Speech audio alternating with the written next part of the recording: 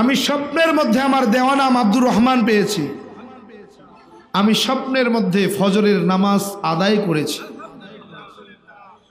আর স্বপ্নের মধ্যে যিনি আমাকে কালেমা পড়িয়ে মুসলমান বানিয়েছেন, আমার নাম আব্দুর রহমান রেখেছেন, যিনি নিজে ইমাম হয়ে আমাকে মুসল্লি বানিয়ে ফজরের নামাজ আদায় করিয়েছেন, তিনার পরিচয় আমি যখন চিন্তা করলাম যে দুনিয়ার জমিনে বুঝি না, মুসলমানরা বলে তাদের ধর্ম সত্য, হিন্দুরা বলে তাদের ধর্ম সত্য, খ্রিস্টানরা বলে তাদের ধর্ম সত্য। আসলে সত্য কোনটা? আসলে সত্য কোনটা দেখা দরকার। ব্রাহ্মণের ঘরে জন্ম আমার, সংস্কৃত বিশ্ববিদ্যালয় থেকে সংস্কৃত ভাষার উপরে পাণ্ডিত্য অর্জন করে 44,441 খানা মন্ত্র পড়ে বেদ পুরাণ রামায়ণ মহাভারত জেন্দা বেস্তা স্মৃতি শ্রুতি মনুসংহিতা শ্রীমদ্ ভাগবত গীতা রাজভোগ কালীভোগ ছাড়াও অসংখ্য কিতাবাদি গবেষণা করে দেখলাম 30,000 মন্ত্র শুধুমাত্র মুসলমানদের জন্য লিখেছেন। এই 30,000 মন্ত্র কোরআনে কারিমের 30 পারাত 114টি সূরা, 6,666 মতান্তরে 6,238 আয়াতের সঙ্গে হুবহু মিল আছে। কোরআনে কারিমের প্রত্যেকটি আয়াতের সঙ্গে কয়েক শত মন্ত্র পাঠ করে শোনানোর যোগ্যতা আল্লাহ দিয়েছেন। এমনি মুসলমান হই নাই। আমার দাদারা কাকারা জেঠারা যারা আছেন তারা আসলে জানেন না হিন্দু সম্পর্কে, হিন্দু ধর্ম সম্পর্কে, হিন্দু ধর্মের গোপন তথ্যগুলো না জানার কারণে তারা সঠিক রাস্তাটা তালাশ করে পান না, খুঁজে পান না। যদি তারা সঠিক রাস্তাটা খুঁজে পেতেন, আমার বিশ্বাস পৃথিবীর জমিনে কোনো অমুসলিম থাকার কথা ছিল না। বিশ্বাস করেন, বাংলাদেশের গীতা, বাংলাদেশের বেদ আর ইন্ডিয়ার বেদ আর গীতার মধ্যে কোনো মিল নেই। বাংলাদেশের বাইবেল ইন্ডিয়ার বাইবেল মিল নেই। বাংলাদেশের ত্রিপিটক আর চীনদের ত্রিপিটকের মধ্যে কোনো মিল নাই। কিন্তু বাংলাদেশের কোরআন, ইন্ডিয়ার কোরআন আর ফ্রান্সের কোরআনের মধ্যে একটা জের জবর নুক্তারও পরিবর্তন নাই। এজন্য যেহেতু গবেষণা করেছি, গবেষণা করে যাচাই বাছাই করে দেখলাম পৃথিবীর জমিনে যদি কোনো সত্য ধর্ম থাকে সেটার নাম ইসলাম। ইসলাম ছাড়া আর কোনো সত্য ধর্ম দুনিয়ার জমিনে থাকতে পারে না। যদি কেউ প্রমাণ করতে পারে ইসলাম ধর্মের মূল গ্রন্থ কোরআনে হেকিমের মধ্যে একটা জের, একটা জবর, একটা নুক্তার পরিবর্তন আছে, আমি কথা দিলাম আমি এরকম সবার সামনে ইসলাম ছেড়ে দিয়ে অমুসলিম হয়ে যাব যদি তুমি দেখাতে পারো আমার কোরআনের ভিতরে একটা জের, একটা জবর, একটা নুক্তার পরিবর্তন আছে। পারবে? অতএব যেহেতু পারবেও না, আমার ইসলাম ছাড়াও লাগবে না। কথা বলেন।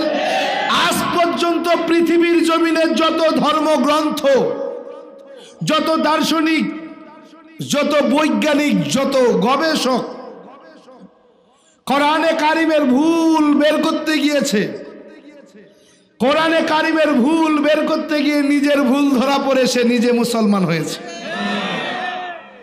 আমাদের অনেকের ইতিহাস জানা, ভারতের জমিনে 7টা ধর্মীয় তীর্থের যিনি ভগবান ছিলেন শিব শঙ্কর সৌরভজি।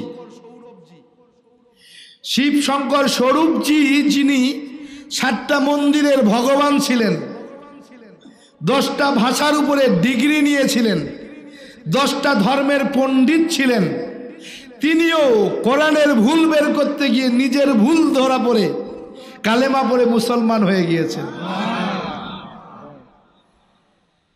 মরিস বুখাইলি যিনি খ্রিস্টানদের এমন এক দার্শনিক ছিলেন যিনি 10টা ভাষার উপরে 10টা ধর্মের উপরে ডিগ্রি নিয়েছিলেন, অক্সফোর্ড বিশ্ববিদ্যালয়ে লেখাপড়া করেছিলেন। তিনিও কোরআনে হাকিমের ভুল বের করতে গিয়ে নিজের ভুল ধরা পড়ে কালেমা পড়ে মুসলমান হয়ে গেলেন। এরকম আমি যখন চিন্তা করলাম যে দুনিয়ার জমিনে বুঝি না, মুসলমানরা বলে তাদের ধর্ম সত্য, হিন্দুরা বলে তাদের ধর্ম সত্য, খ্রিস্টানরা বলে তাদের ধর্ম সত্য। আসলে সত্য কোনটা?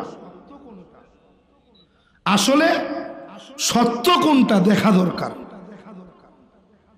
চিন্তা করলাম মুসলমানদের মতো বলদ মূর্খ আর কেউ আছে যারা সিজদা করে খোদা দেখে না? চিন্তা করলাম যে এদের মতো মূর্খ দুনিয়াতে আর কেউ থাকতে পারে না, হতে পারে না। গবেষণা করতে করতে হিন্দু ধর্মের বেদ খুলে দেখি, বেদের মধ্যে লেখা আছে না তস্য প্রতিমা অস্তি, বলে ভগবানের সৃষ্টিকর্তার কোনো প্রতিমূর্তি নাই, প্রতিচ্ছবি নাই, আকার নাই, আকৃতি নাই, ধরা যায় না, দেখা যায় না, ছোঁয়া যায় না, নীল লাল হলুদ না সবুজ তা অনুভব করা যায় না। যদি তাই হয় তাহলে তো মুসলমানরা ঠিক, যদি তাই হয় তাহলে মুসলমানরা ঠিক। চিন্তা করলাম আচ্ছা ওরা যদি ঠিক হয়, ওদের যে ধর্মের কালচার এগুলো তো উল্টা পাল্টা, না হতে পারে না। আমাদের ধর্মের মতো এত সুন্দর তো না। ভোরবেলা উঠে শীতের মধ্যে ঠান্ডা পানিতে নেমে গোলা পানি পর্যন্ত নেমে সূর্যের প্রণাম মন্ত্র প্রণাম করতে হবে, সন্ধ্যাবেলায় শঙ্খ ধ্বনির মাধ্যমে ভগবানের পূজা করতে হবে। কিন্তু এরা কেমন মূর্খ। চিন্তা করতে লাগলাম এটা কি কোনো ধর্ম হতে পারে? এটা ধর্মের কালচার হতে পারে? গবেষণা করতে করতে বেদের মধ্যে পড়ে দেখলাম ইদাং ইসলানাং অসাং ইল্লাল্লাহ। আমার আল্লাহ বলেন ইন্নাদ দীনা ইনদাল্লাহিল ইসলাম। এখন দেখলাম ইদাং ইসলানাং অসাং ইল্লাল্লাহ বলে ইদাং শব্দের অর্থ হলো দিন, ইসলানাং শব্দের অর্থ হলো ইসলাম, অসাং শব্দের ব্যাখ্যা হলো পছন্দ করা বা মনোনীত হওয়া, ইল্লাল্লাহ হলো সৃষ্টিকর্তা। তার মানে সমষ্টিগত অর্থ হলো সৃষ্টিকর্তার পছন্দ করা ধর্মের নাম ইসলাম। চিন্তা করলাম তাহলে তো এটাও ঠিক, মুসলমানদের ধর্মই সত্য। কোরআন গবেষণা করতে গিয়ে কোরআনের মধ্যে দেখলাম ওমাই ইয়াবতাগি গায়রাল ইসলাম দীনা ফালা ইউকবালা মিন। হাসরের মাঠ যখন কায়েম হবে আল্লাহ বলেন আমি কেবলমাত্র শুধুমাত্র একমাত্র ইসলামী জীবন বিধান অনুসরণকারী ছাড়া আর কোনো কারো হিসাব নেব না, হিসাব চলবে না। তার মানে বোঝা গেল যারা মুসলমান তাদের হিসাব হবে, যারা অমুসলিম তাদের কোনো হিসাব নাই, বিনা হিসাবে জাহান্নামে যাবে। চিন্তা করলাম হায় হায় আমি যেই স্বর্গ তালাশ করতেছি, যেই স্বর্গে যাওয়ার চিন্তা করি, সেই স্বর্গ তো আমার নসিবে নাই, সেই স্বর্গে তো আমার যাওয়ার কোনো রাস্তা নাই। তাহলে কি হবে বলেন? আল্লাহ বলেন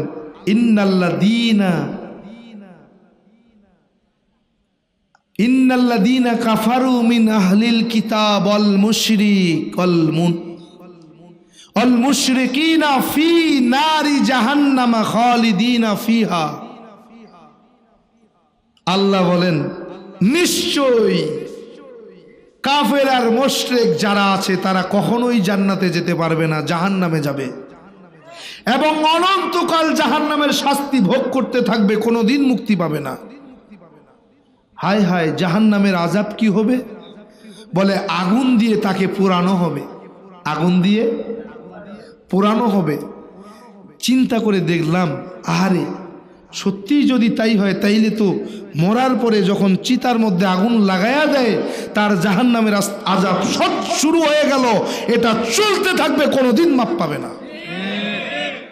কোথায় যাচ্ছি আমি, কি করতেছি, কি করতেছি?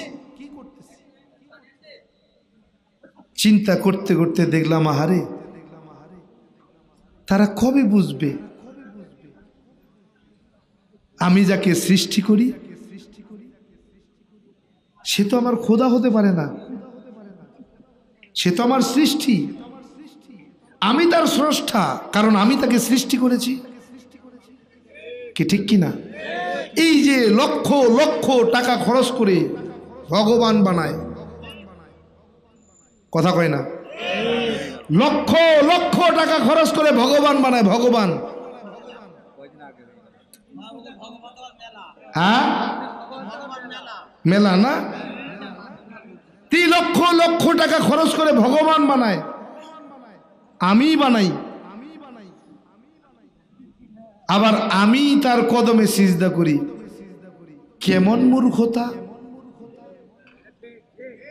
কথা কয় না, কথা কয় না, এটা মূর্খতার চরম পর্যায়ের মূর্খতা।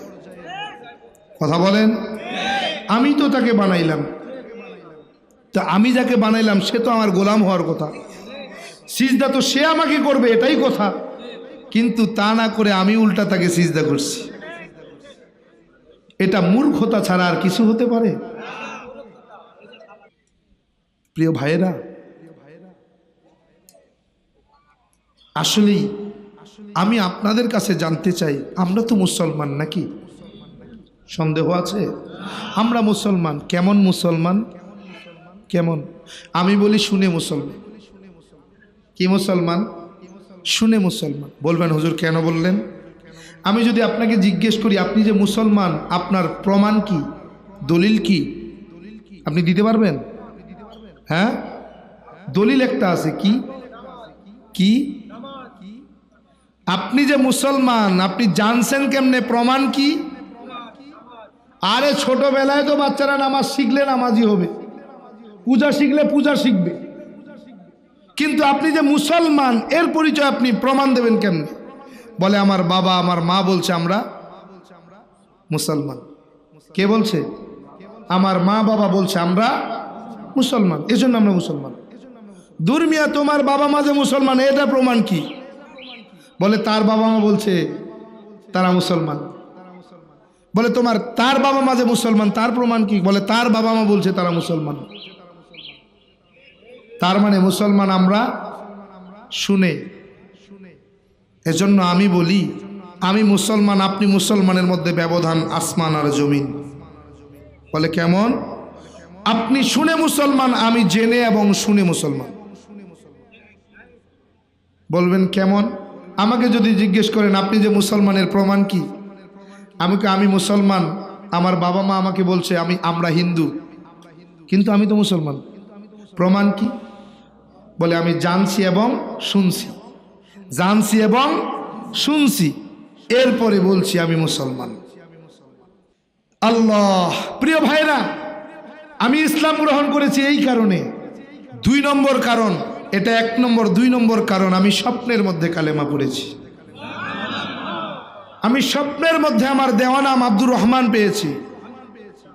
আমি স্বপ্নের মধ্যে ফজরের নামাজ আদায় করেছি।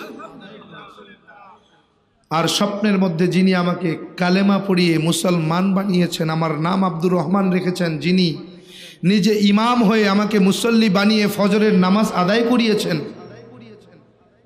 তিনার পরিচয় জনাবে হযরত মুহাম্মদ আরবি মুস্তাফা মুহাম্মদ সাল্লাল্লাহু আলাইহি ওয়া আলিহি ওয়াসাল্লাম। তিনি সরাসরি আমাকে কালেমা পড়িয়েছেন।